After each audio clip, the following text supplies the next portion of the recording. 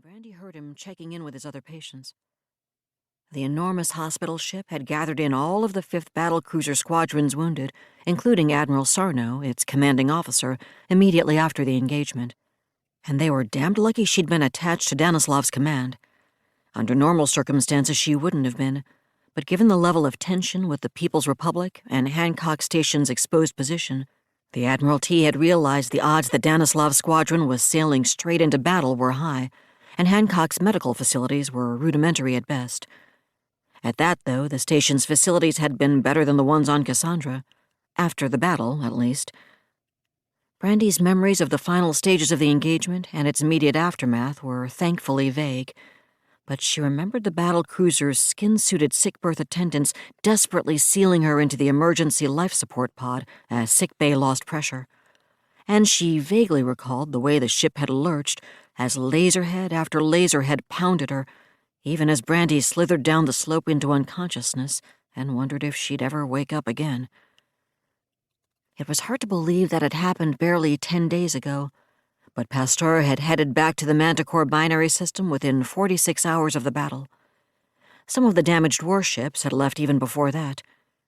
Pasteur had been delayed until search and rescue operations were officially completed, but the cripples, like Cassandra, far too badly shot up to be combat effective, but still capable of movement under their own power, had been sent directly home.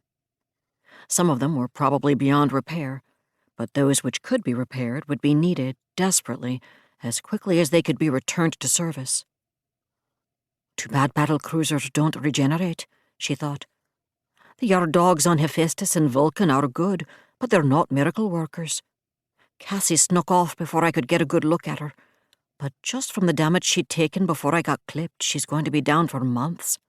Probably almost as many as me. She closed her eyes, remembering her own terror amidst the roaring inferno in the ship's environmental spaces, remembering how the ship lurched again and again as she fought her way back through the passages to her duty station in Damage Control Central. The lurid schematics, blazing blood-red with battle damage when she got there at last. Remembering the chatter over the comm, the staccato damage reports, the high-pitched stress in those voices, the voices that chopped off in mid-syllable as they took still more hits. And then, the moment the blackness fell, and everything just stopped. They try to get us ready for it. They really do. That's what the last view is all about. But Commandant Vickers was right.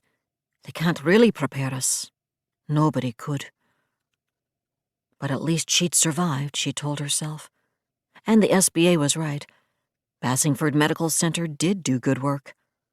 Maybe by the time they got done with her, she'd actually be ready to return to duty.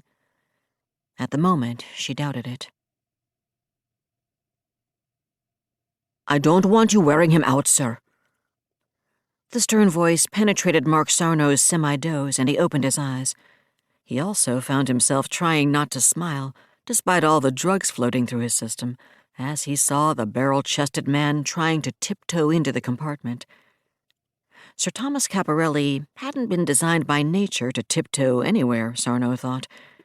As a midshipman, he'd collected at least 3 broken noses, 2 concussions, a broken shoulder, and an awesome total of yellow and red cards on the soccer pitches of Saganami Island, and in some ways he'd changed very little over the ensuing decades. His weightlifter's torso and sprinter's legs were an only too accurate reflection of his preference for going through obstacles rather than around them, and he looked ridiculous trying to sneak into an invalid's sick room.